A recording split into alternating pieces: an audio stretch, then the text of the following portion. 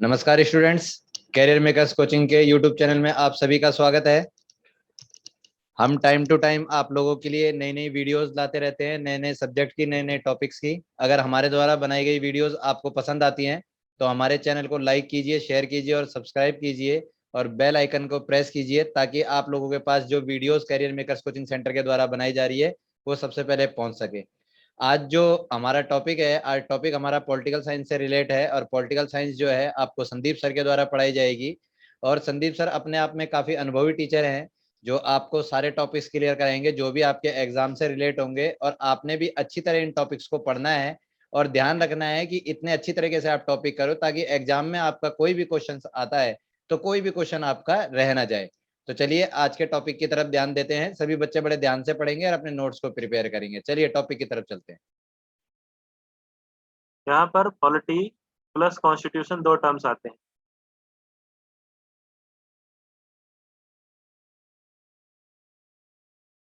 तो पॉलिटी कहते हैं राजनीति को और कॉन्स्टिट्यूशन कहते हैं संविधान को। एग्जाम में पूछा जाता है कॉन्स्टिट्यूशन, नॉट द पॉलिटी।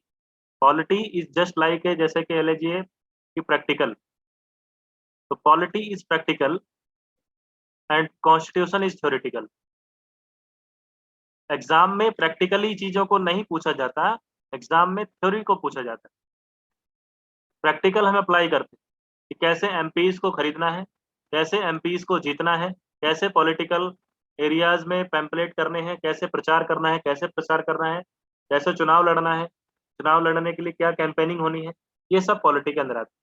अपने अपोनेंट को कैसे हराना है, ऑपोजिशन को कैसे डाउन रखना है, रूलिंग पार्टी को कैसे गिराना है, ये सब प्रैक्टिकल। तो नाउ ये क्या कहलाती है? ये पॉलिटी कहलाती है। ठीक है। और उसके बाद जो थ्योरी है उसे कहते हैं कॉन्स्टिट्यूशन, कि राष्ट्रपति बनने के लिए क्या क्या कंडीशन चाहिए, कैसे राष्ट्रपति बना जाएगा, प्रधानमंत्री बनने के लिए क्या चाहिए, क्या कंडीशन है, कैसे इलेक्शन होता है, कौन इलेक्शन कराता है, वो सब थ्योरी के अंदर आता है। एग्जाम में थ्योरी पूछी जाती है, दैट्स वाई हम पढ़ेंगे कॉन्स्टिट्यूशन। मेरा पहला पर्पस था आपको बताने का, क्योंकि कई बच्चों को यही अंतर नहीं पता होता कि what is the difference between polity and the constitution. ठीक है। तो चलिए हम अपने टॉपिक को शुरू करते हैं, जो कि है हमारा कॉन्स्टिट्यूशन, और यहीं से आपके क्वेश्चन बनेंगे। तो कॉन्स्टिट्यूशन को हिंदी में संविधान कहा जाता है, सभी को पता होगा, मुझे बताने की आवश्यकता बहुत कम।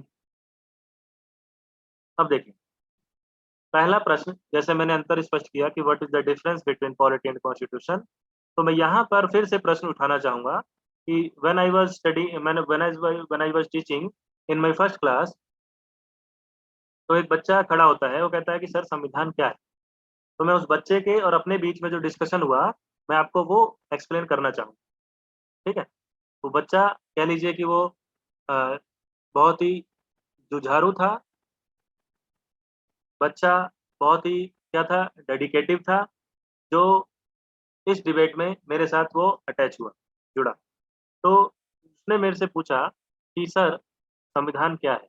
तो मेरा जवाब था कि संविधान एक बुक है, संविधान एक बुक है। अब उसका दूसरा प्रश्न फिर से आ गया,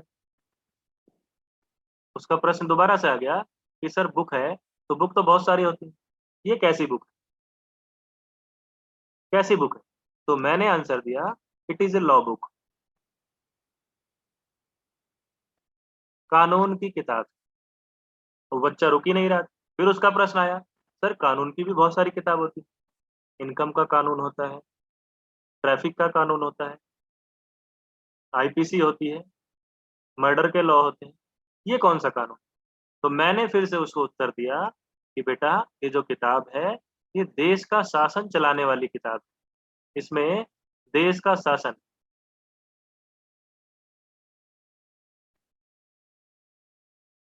रूल ऑफ नेशन,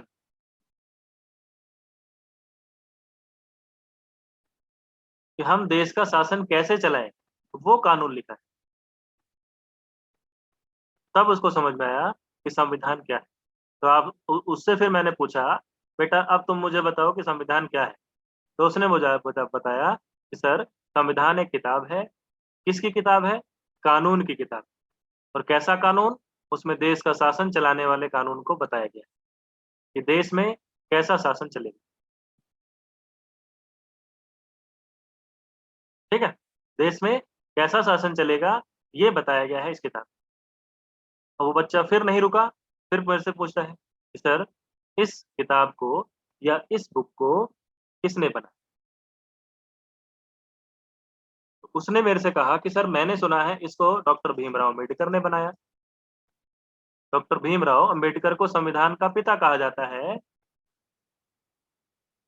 तो उसने भी वही सुना था। तो उसने मुझसे पूछा, सर क्या इस बुक को डॉक्टर भीमराव अम्बेडकर ने बनाया? तो मैंने कहा नहीं, इस बुक को किसी एक व्यक्ति ने नहीं बनाया, इसको बनाया एक सभा ने, और उस सभा को कहा गया संविधान सभा।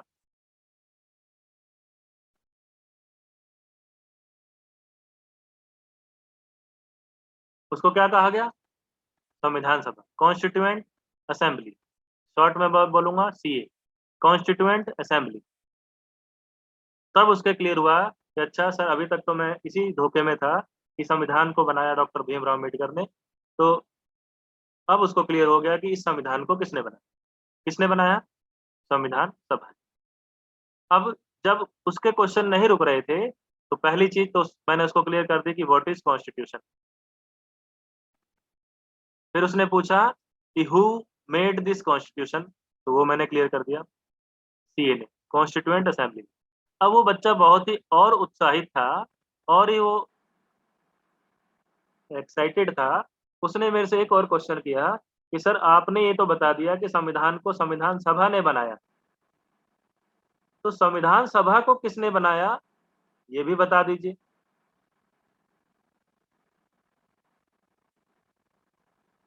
संविधान सभा को किसने बनाया, कि किसने संविधान सभा को आइडिया दिया, किसने संविधान सभा को फॉर्म किया, जिसने अपने देश का कानून बना दिया। तो मैंने कहा कि बेटा, जब संविधान सभा ने संविधान को बनाया, तो संविधान सभा को बनाया ब्रिटिश ने। ब्रिटिश एक लॉ लेकर आए थे, एक कमीशन लेकर आए थे, एक मिशन लेकर आए थे, कमीशन कह लीजिए, उसका नाम था cabinet mission. Cabinet mission plan लेकर आए थे। कैबिनेट मिशन प्लान कब आया था? 1946 में आया था। आपने इतिहास में पढ़ा होगा, नहीं पढ़ा होगा तो मैं आपको बताऊंगा। हिस्ट्री क्लास आपकी चल रही होंगी, दूसरे जो सर हैं, अनमोल सर, वो ले रहे होंगे इसकी क्लास। तो अगर मॉडर्न हिस्ट्री में वहाँ डिस्कशन होगा, तब आपको पता लगेगा कि व्हाट वाज कैबिनेट मिशन। तो अब आपसे कोई प्रश्न पूछे, संविधान को किसने बनाया, तो संविधान सभा ने। संविधान सभा को किसने बनाया, तो कैबिनेट मिशन ने बनाया। कैबिनेट मिशन ने 1946 में अप्रूवल दी, देन उस अप्रूवल के बाद संविधान सभा को तैयार किया गया। अब वो बच्चा फिर से एक्साइटेड था, वो बहुत जुझारू था चीजों को गेन करने के लिए, समझने के लिए। तो अब वो बच्चा क्या प्रश्न करता है, ध्यान से सुनिए। जैसे इतिहास में पढ़ेंगे कि अ,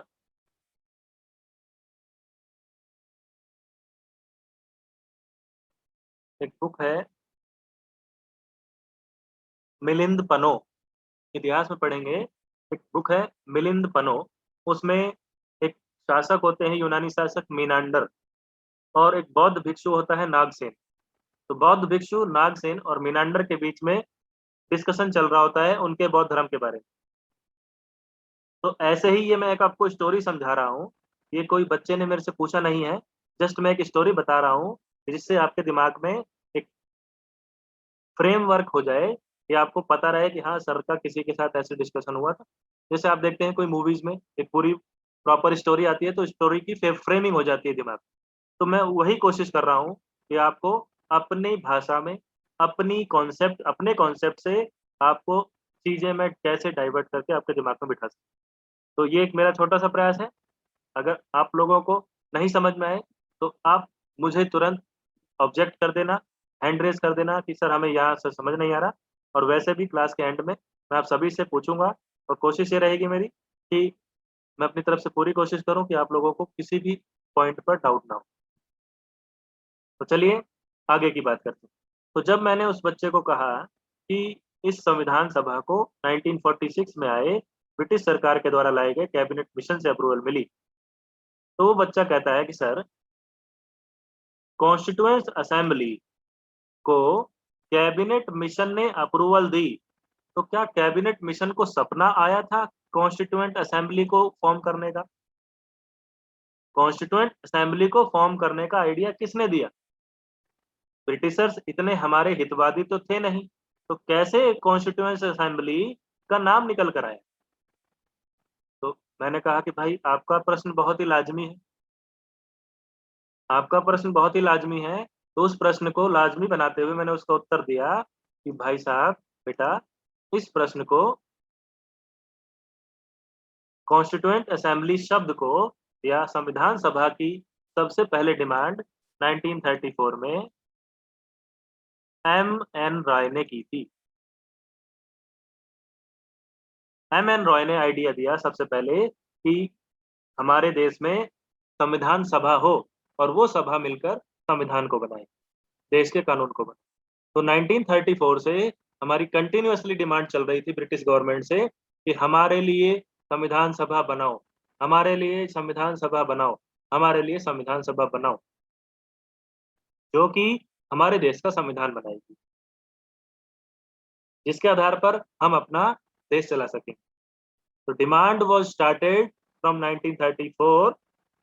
Firstly, the concept of Constituent Assembly was introduced by M.N. Roy. उसके बाद इस विचार को कई नेताओं ने उठाया, स्पेशली जवाहरलाल नेहरू ने। जवाहरलाल नेहरू ने अपने ऑब्जेक्टिव रेजोल्यूशन में भी सीए की बात करी।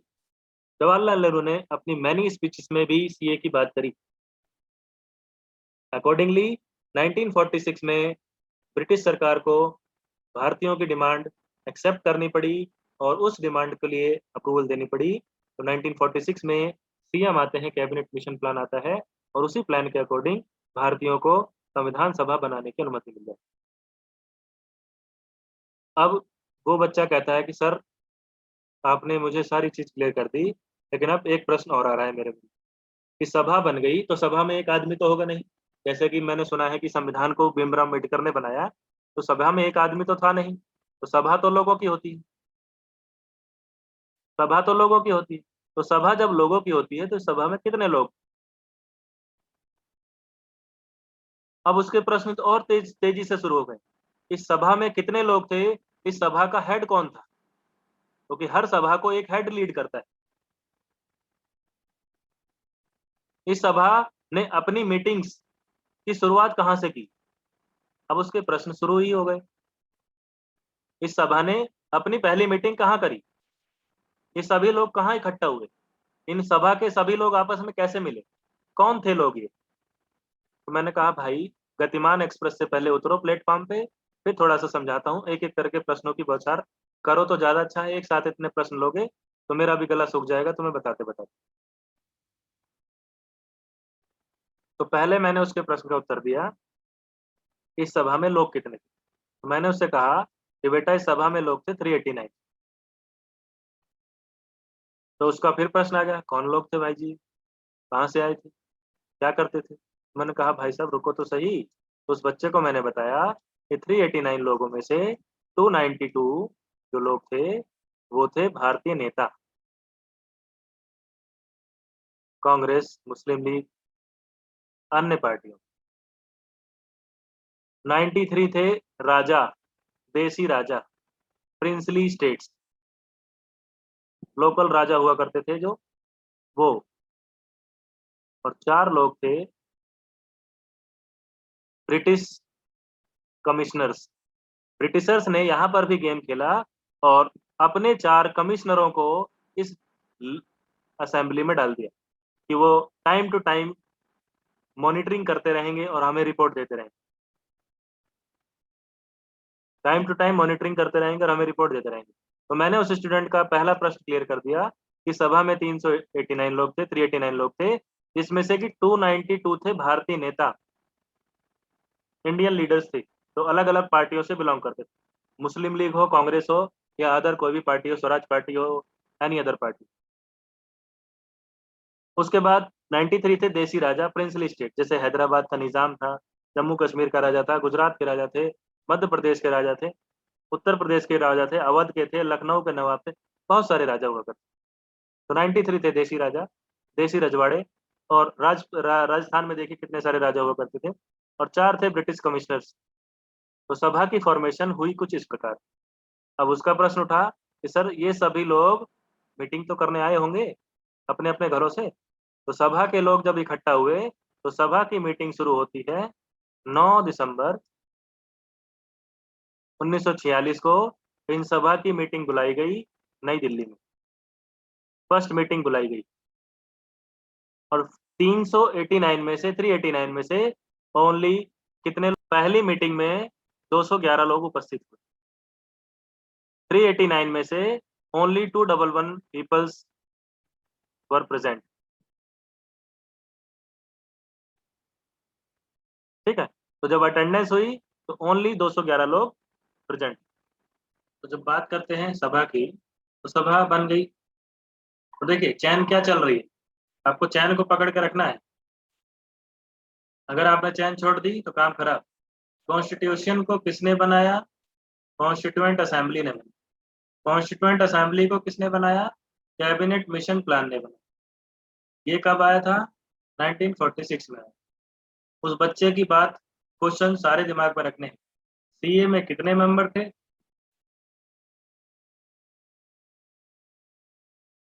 389 मेंबर। 292 भारतीय राजा और भारतीय नेता, 93 भारतीय राजा और 4 थे ब्रिटिश कमिश्नर। इस प्रकार इनका जस्टिफिकेशन याद रखें। सीए की पहली मीटिंग होती है 9 दिसंबर 1946 में। इसमें टोटल 389 में से 389 में से 211 लोग प्रेजेंट होते हैं। अब 211 लोग प्रेजेंट होते हैं तो ये सब आपस में मीटिंग करते हैं। तो मीटिंग करने के लिए बच्चा कहता है कि सर दो इनमें से कोई हेड तो बना होगा, भाई सभा का कोई तो मुखिया बना होगा, भाई क्रिकेट की भी टीम होती है तो उसका भी कप्तान होता है। मैंने कहा बेटा वो बिल्कुल बना होगा, तो वेट तो करो, बताने तो दो मुझे। तो अब जब बात उठी कि इनका हेड कौन बना, तो देखिए 211 लोग आपस में लड़ना शुरू कर दिया इन्होंने कि इस ग्रुप का हेड कौन, इस ग्रुप का नेता कौन। तो कहता है मैं बनूंगा, कोई कहता है मैं बनूंगा, कोई कहता है मैं बनूंगा। फिर ये मुद्दा उठने लगा कि भाई अभी तो हम 211 लोग हैं, तो कुछ लोगों ने वोटिंग करी कि भाई ए फॉर एप्पल बनेगा, बी फॉर बॉय बनेगा, सी फॉर कैट बनेगा। तो सब अलग अलग ले वोटिंग करना शुरू कर दी, तो भाई इसके लिए कितने वोट, इसके लिए कितने वोट, इसके लिए कितने वोट। तो 211 लोग थे, बाकी लोग अब्सेंट थे। तो इन 211 ने कहा कि अगर हम 3 लोगों के नाम पर एग्री करते हैं तो बाकी लोग कल आएंगे, फिर वो कहेंगे कि इनको नहीं बनाओ, इनको नहीं बनाओ। तो जिस दिन पूरी यूनिट होगी एक साथ मिलकर बैठकर वोटिंग कर लेंगे, जो पहले नंबर पर आएगा वो बन जाएगा नहीं। तो अभी क्या हुआ कि भाई टेम्परेरी के लिए क्या करा जाए, तो कहा कि जब तक ये डिसीजन नहीं हो जाता कि इस ग्रुप का लीडर कौन, सभी एग्री नहीं कर जाते, तब तक एक नाम बहुत जोरों से चल रहा था, डॉक्टर सच्चिदानंद सिन्हा। तो डॉक्टर सच्चिदानंद सिन्हा को टेम्परेरी अध्यक्ष बना दिया। कहा कि ठीक है, इनके नाम पर सहमति सभी लोगों ने दिखाई, इनको टेम्परेरी हेड बना दिया जाए इस सभा का। तो डॉक्टर सच्चिदानंद सिन्हा पहले बने नॉन परमानेंट मेंबर या नॉन परमानेंट हेड, अस्थायी अध्यक्ष बने। कुछ समय बाद जब सभी लोग उपस्थित हो गए, सभी लोग एक नाम पर एग्री हो गए, और वो नाम था डॉक्टर राजेंद्र प्रसाद। डॉक्टर राजेंद्र प्रसाद। तो डॉक्टर राजेंद्र प्रसाद के नाम पर सभी लोग एग्री कर गए, तो उनको इस सभा का परमानेंट हेड बना दिया गया, स्थायी अध्यक्ष अपॉइंट कर दिया गया। तो यहाँ से ये सभा काम करना शुरू कर। अब ये सभा काम कर रही, तो सभा में जितने लोग थे इन सभी लोगों को एक टीम बना दी गई। सब लोगों को काम दे दिया गया कि तुम्हारा काम इस वर्क पर है, इस टॉपिक पर है, तुम्हारा काम इस टॉपिक को पूरा करना है। सबको अलग अलग टॉपिक दे दिए। ऐसे करके पूरी की पूरी सभा 19 से 20 कमेटियों में बट गई। 19 से 20 कमेटियों में बट गई। पूरी की पूरी सभा छोटी बड़ी 19 से 20 कमेटियों में बट गई और इन 20 कमेटियों में से 8 कमेटीज ऐसी थी जो बड़ी कमेटी, 8 कमेटीज ऐसी थी जो मेजर कमेटीज थी और उन 8 कमेटियों में से एक कमेटी थी जिसका नाम था ड्राफ्टिंग कमेटी। ड्राफ्टिंग कमेटी मतलब 19-20 कमेटियों ने मटेरियल को इकट्ठा करा, सबने अपने अपने सब्जेक्ट पर काम करा और ड्राफ्टिंग कमेटी का काम क्या था, उस चीजों को ड्राफ्ट करना कि कहां पर क्या आएगा, कहां पर क्या आएगा, यानी पूरे सब्जेक्ट्स को, पूरे कंटेंट को ड्राफ्ट करने का काम, पूरी बुक को ड्राफ्ट करने का काम एक कमेटी का था, ड्राफ्टिंग कमेटी, जिसे हिंदी में कहते हैं प्रारूप समिति। और इस प्रारूप समिति के अध्यक्ष थे डॉक्टर भीम राव अंबेडकर। इसी की वजह से, क्योंकि सबसे मेन कमेटी थी ड्राफ्टिंग कमेटी, इस ड्राफ्टिंग कमेटी के हेड थे भीमराव अंबेडकर, इसी की वजह से इन्हें फादर ऑफ द कॉन्स्टिट्यूशन कहा जाता है। इन्होंने पूरा संविधान तो नहीं बनाया, लेकिन हाँ, देखा जाए तो पूरा संविधान लिखा जरूर, उसको ड्राफ्ट करा। इनकी कमेटी ने, इन्हीं के सुपरविजन में पूरे संविधान का स्ट्रक्चर तैयार किया गया, उसको ड्राफ्ट किया। That's why doctor Bhimrao Ambedkar known as father of Indian constitution. तो उस बच्चे का वो भी प्रश्न क्लियर हो गया कि डॉक्टर भीमराव अंबेडकर को father of the Indian constitution क्यों कहा जाता है। तो मैंने उस बच्चे से कहा, अगर तुम शांत होकर बैठोगे तो तुम्हारे मन में जितने भी भांति भांति के प्रश्न उठ रहे हैं वो सब मैं क्लियर कर दूंगा। तो बच्चा चुपचाप बैठा रहा और सुनता रहा चीजों। और क्लास के बाद फिर मैंने उससे पूछा कि आप, तुम्हारे मन में कोई डाउट है? तो उसने कहा कि नहीं सर, अब मन में मेरे कोई डाउट नहीं है, कल अगला टॉपिक शुरू करेंगे तब देखूंगा डाउट आएगा नहीं आएगा, तो मैं आपसे बिल्कुल पूछूंगा। मैंने कि हाँ, मुझे ऐसा लगता भी है कि तुम मेरे से बिना पूछे रह भी नहीं सकते। ठीक है। तो संविधान सभा के अंदर जो मेन कमेटी थी वो 8 कमेटी थी। उन 8 कमेटीज का नाम आप देख लेंगे, मैं आपको दिखा देता हूँ। 8 कमेटीज जो थी मेन कौन कौन सी थी, तो एक का नाम तो मैंने बता दिया, जो ड्राफ्टिंग कमेटी थी। Let me show you. तो देखिए, यहाँ पर सबसे ऊपर देख रहे हैं, आपको मेजर कमेटी दिखाई दे रहा है। मेजर कमेटी में सबसे ऊपर ही नाम है ड्राफ्टिंग कमेटी का, तो इसके हेड हैं डॉक्टर भीमराव अम्बेडकर। जिस कमेटी पर मैं टिक करूंगा, इनके हेड और इन कमेटीज को जरूर याद कर लेना। फिर है यूनियन पावर कमेटी, इसको हिंदी में कहते हैं संघ संविधान समिति। संघ संविधान समिति, इसके अध्यक्ष है नेहरू। फिर है यूनियन कॉन्स्टिट्यूशन समिति, संघ संविधान समिति, इसके अध्यक्ष भी है नेहरू। फिर है provincial constitution committee, Sardar Vallabh भाई पटेल। इन्होंने क्या करा था, अगर ड्राफ्टिंग कमेटी के बाद अगर किसी कमेटी का नाम आता है तो वह है सरदार वल्लभ भाई पटेल, यानी भीमराव अम्बेडकर का नाम आता है, क्या नाम है, सरदार वल्लभ भाई पटेल का नाम आता है अम्बेडकर के बाद। क्यों? क्योंकि इन्होंने दूसरा सबसे मेन काम किया था कि भारत के जितने भी राजा महाराजा हैं, देसी रियासतें हैं, उनको भारतीय यूनियन में शामिल करने का काम इन्होंने ही किया था। इसीलिए इनको आयरन मैन ऑफ इंडिया के नाम से भी जाना जाता है। और इसीलिए इन्हीं के उस काम की वजह से आज गुजरात में नर्मदा नदी के किनारे स्टैचू ऑफ यूनिटी बनाई गई है, क्योंकि इन्होंने पूरे देश को यूनाइट करने का काम किया। इन्हें आयरन मैन के नाम से जाना जाता है और इन्हीं के नाम पर स्टैचू ऑफ यूनिटी बनी है गुजरात में नर्मदा नदी के किनारे। आपको पता होगा, अभी रिसेंट में बनाया गया है वर्तमान सरकार के। ठीक है। तो ये थी प्रोविंशियल कॉन्स्टिट्यूशन कमेटी, प्रांतीय संविधान समिति। फिर है advisory committee on fundamental rights minorities and tribal, इसके भी अध्यक्ष थे देखिए वल्लभ भाई पटेल। फिर है रूल्स प्रोसीजर कमेटी, नियम संचालन समिति, राजेंद्र प्रसाद। और ये है आपकी इस राज्य समिति, ये नहीं हो गई तो कितनी हो गई, ये 6 हो गई। उसके बाद नंबर 7 है आपकी स्टीयरिंग कमेटी। नंबर 7 है स्टीयरिंग कमेटी, इसे कहते हैं संचालन का समिति, इसे कहते हैं संचालन समिति। और नंबर 8 है आपकी ये वाली स्टेट्स कमेटी, इसके अध्यक्ष भी नेहरू थे। तो ये शुरू की 8 आप याद कर लेना। ये टॉप 8 कमेटी आप याद कर लेना, और अगर आप बाकी, तो ये हो गई हमारी कमेटीज। तो चलते हैं, अब देखिए संविधान सभा की पहली मीटिंग होती है 9 दिसंबर 1946। 9 दिसंबर 1946 को हुई, मीटिंग चलने लगी, सबने अपना अपना काम शुरू कर दिया, अलग अलग कमेटीज बनी। अब इन सभी लोगों ने संविधान को तैयार करने की ठान ली थी, लेकिन बीच में देखिए ये था घटनाक्रम 1946, लेकिन बीच में आ गया 1947 और भारत का हो गया विभाजन, पाकिस्तान और इंडिया। अब जो 389 मेंबर थे वो उस टाइम पे तो हिंदू मुस्लिम सब लोग थे, 4 आदमी ब्रिटिश के भी थे, राजा महाराजा भी थे, लेकिन जब भारत का विभाजन हो गया तो ब्रिटिशर्स के 4 आदमी तो चले गए ब्रिटिश के साथ, वो क्यों रुकेंगे, तो ब्रिटिश ही चले गए तो वो चले गए। और बाकी जो 93 रियासतें थी, सरदार वल्लभ भाई पटेल ने उनको भारतीय यूनियन में मिलाने का काम करना शुरू कर दिया, और फिर उसमें से कुछ रियासतें पाकिस्तान में चली गई। लाहौर की रियासत, मुल्तान की, पेशावर, रावलपिंडी, यहाँ के जो राजा महाराजा थे वो सब पाकिस्तान में चले गए। तो भारत में बचे कुछ, और भारतीय नेता कांग्रेस पार्टी, क्योंकि मुस्लिम लीग पूरी पाकिस्तान में चली गई। अब जब इस तरीके से विभाजन हुआ तो 389 मेंबर्स आपस में बट गए।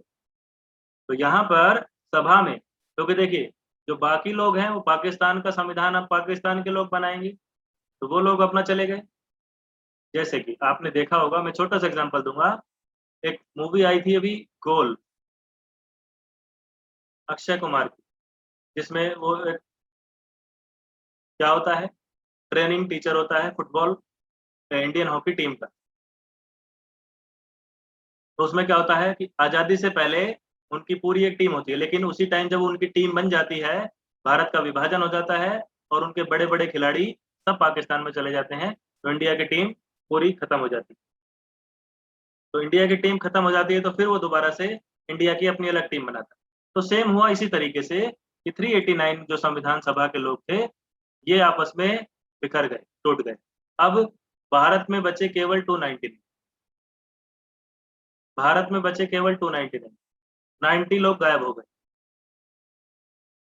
अब 90 लोग में कमिश्नर थे ब्रिटिश के, राजा महाराजा थे, मुस्लिम लीग थे, और अपनी इच्छा से जो भारत से जाने वाले लोग थे वो चले। तो अब भारत का संविधान आ गए, तो यहाँ से ये फिगर भी याद रखना, आजादी के बाद 1947 के बाद संविधान सभा की सदस्य संख्या कितनी रह गई थी, तो आप बता देंगे 299 रह गई थी।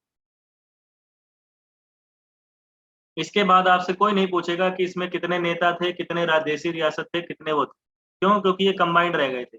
इसमें जस्टिफिकेशन था और इसमें कंबाइंड हो गए। ठीक है, अब देखिए ये घटना हुई तो 1946 से प्रोसीजर शुरू हुआ, 1947 में सेपरेशन हो गया, धीरे धीरे धीरे धीरे करके आगे काम हुआ, काम करते करते करते करते दिन आ गया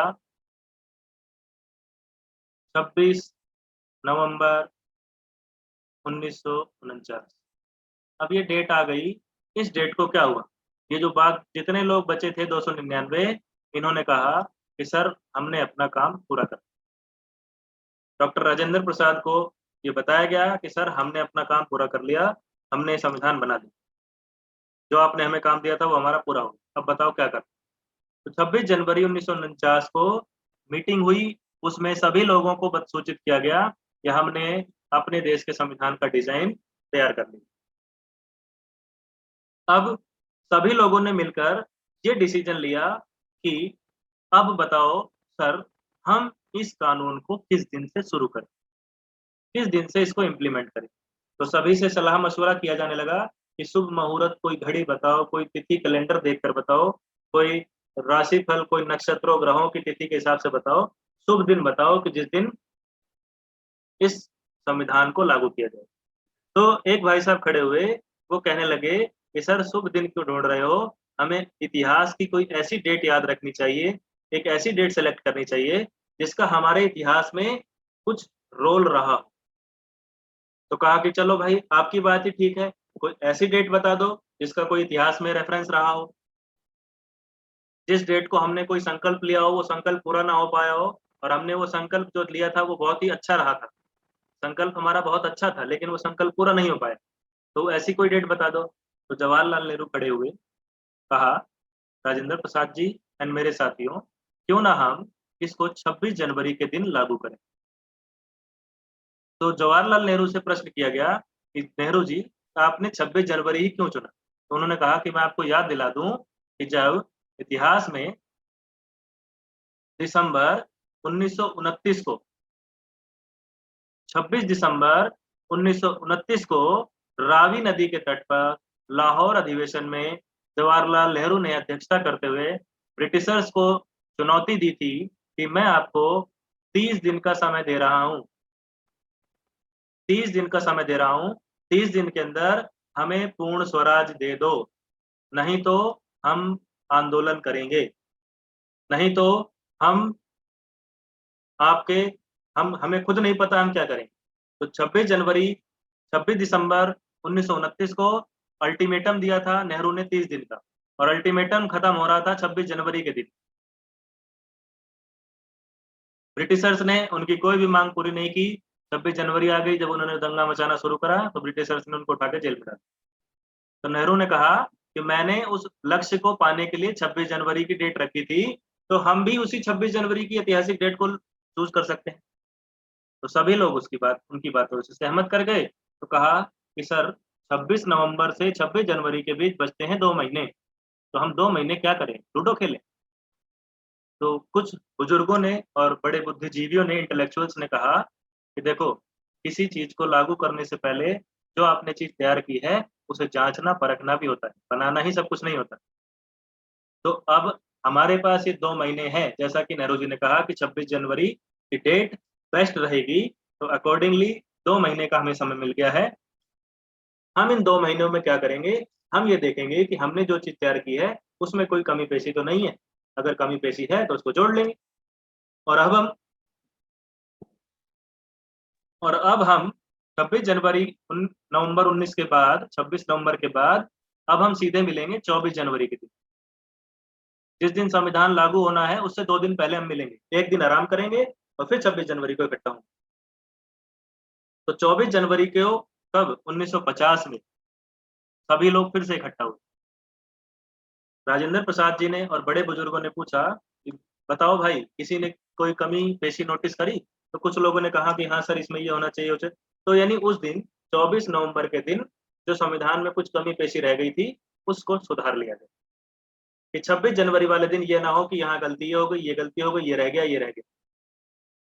फिर किसी एक इंटेलेक्चुअल ने कहा कि सर, हम सब कुछ तो लागू कर रहे हैं, हमारे देश का नेशनल एंथम और नेशनल सॉन्ग क्या रहेगा? नेशनल फ्लैग तो तिरंगा हो गया, लेकिन नेशनल एंथम और नेशनल सॉन्ग क्या रहेगा? तो कहा कि यार, ये तो काम की बात रह गई थी। तो काम की बात को 24 जनवरी वाले दिन 1950 24 जनवरी के दिन नेशनल एंथम जनगण मन और नेशनल सॉन्ग वंदे मातरम को अडॉप्ट किया गया कि हमारे देश का राष्ट्रीय गान, राष्ट्रीय गीत ये रहेगा। 24 जनवरी 1950 के दिन, 24 जनवरी 1950 के दिन सीए की लास्ट बैठक हुई। सीए क्या? Constituent assembly. ये दोनों डेट याद रखना। संविधान बनकर कब तैयार हुआ? 26 नवंबर 1949 को। संविधान सभा की लास्ट मीटिंग कब हुई? 24 जनवरी 1950 को। संविधान लागू कब हुआ? 26 जनवरी 1950। बनकर कब तैयार हुआ? लास्ट मीटिंग कब हुई और लागू कब हुआ? तीनों डेट आपको अच्छे से याद रखनी। और इसकी मीटिंग कब शुरू हुई थी? 9 दिसंबर 1946। तो ये थी आपकी 4 डेट्स। अब संविधान सभा ने, देखिए, 9 दिसंबर 1946 को बनाना शुरू करा और 26 नवंबर 1949 को बनाकर तैयार कर दी। तो संविधान सभा को संविधान बनाने में 2 साल 11 महीने और 18 दिन का समय लगा।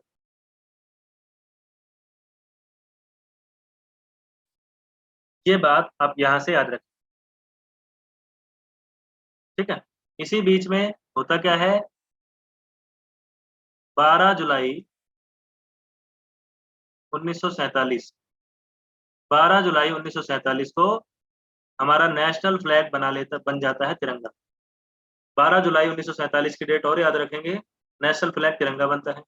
फिर 26 नवंबर 1949 को संविधान बनकर तैयार हो जाता है। उसके बाद हमारी लास्ट मीटिंग होती है 24 जनवरी को 1950। इसमें क्या डिसीजन हुआ? नेशनल एंथम, नेशनल सॉन्ग को अडॉप्ट कर लिया।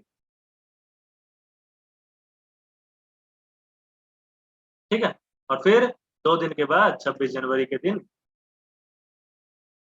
उसको लागू कर दिया गया। आपसे प्रश्न पूछा जाएगा कि 26 जनवरी का दिन ही क्यों चूज किया जाए?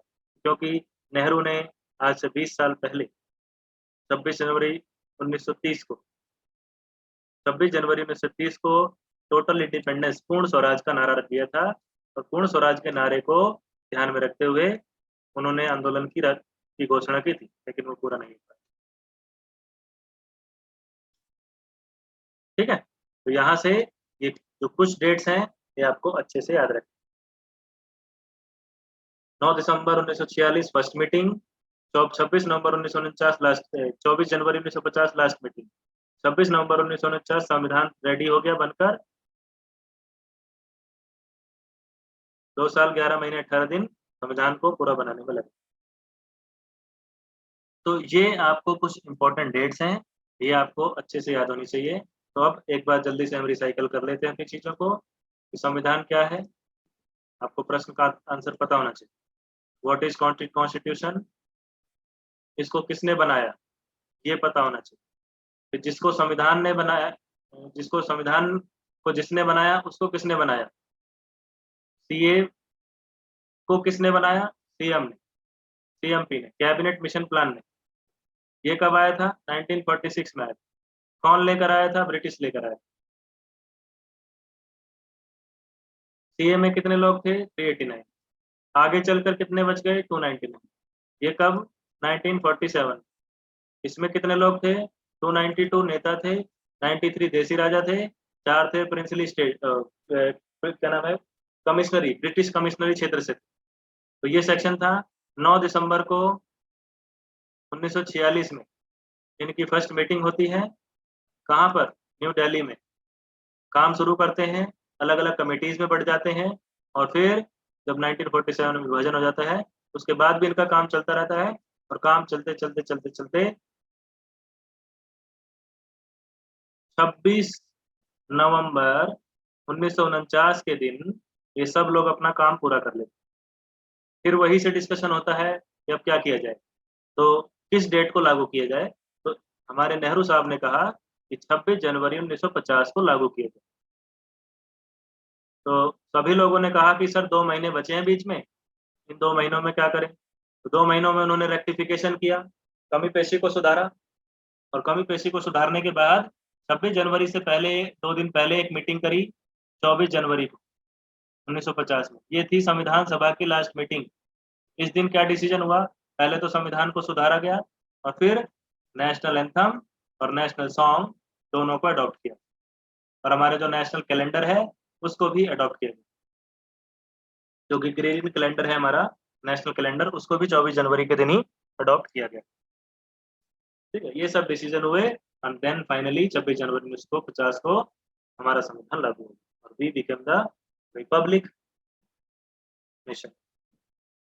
अब यहाँ तक के डिस्कशन में if anyone has the doubt please tell me कि सीए नहीं समझ में आई, उसकी कमिटीज नहीं समझ में आई, कमिटीज ने क्या क्या काम करा, वो काम आपसे कोई नहीं पूछेगा एग्जाम में।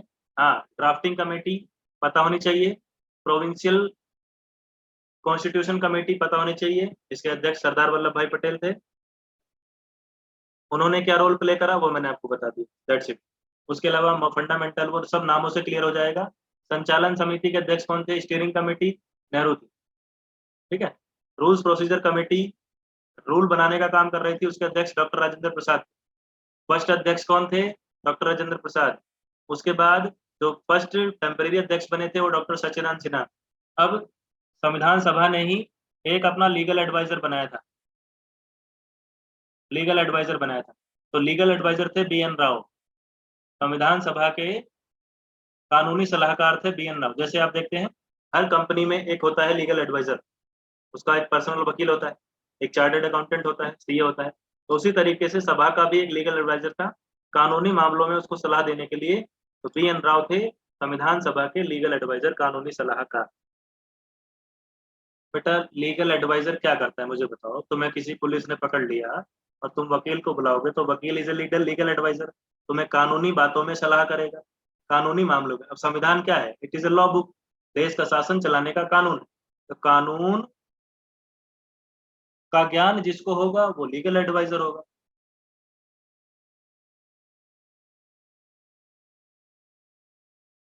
जो लॉ तैयार करने वाला है, अब एक बात बताओ, ध्यान से सुनना। घर बनता है तो घर तो लेबर मिस्त्री बनाते हैं, फिर आर्किटेक्ट की क्या जरूरत पड़ती है? उसको क्यों लेकर आते हैं? उसको कौन सा मकान बनाना है? चीजों को रिलेट करो, ठीक है। आर्किटेक्ट का अलग काम है, वो गाइड करता है कि यहाँ ऐसे करो, वहाँ ऐसे करो, ऐसे नहीं ऐसे करो।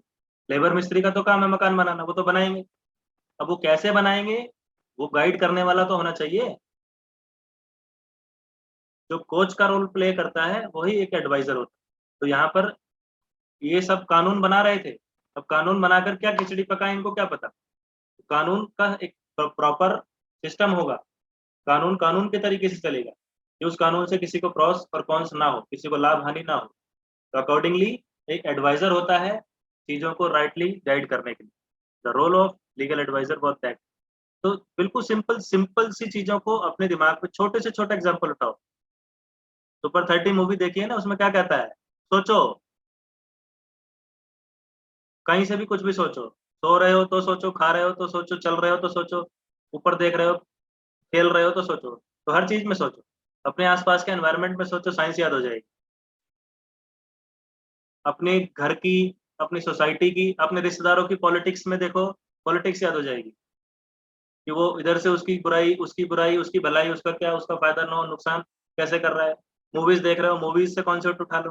आज की डेट में तो दुनिया भर की मूवीज में सारी चीजें ही आ रही हैं, हिस्ट्री, पॉलिटिक्स, साइंस, इकोनॉमिक्स। तो यू आर, मतलब आप घिरे हुए हो मशीनों से, घिरे हुए हो जनरल स्टडीज से। बस हमें क्या करना है, इन सब चीजों को फोकस करना है, ठीक है।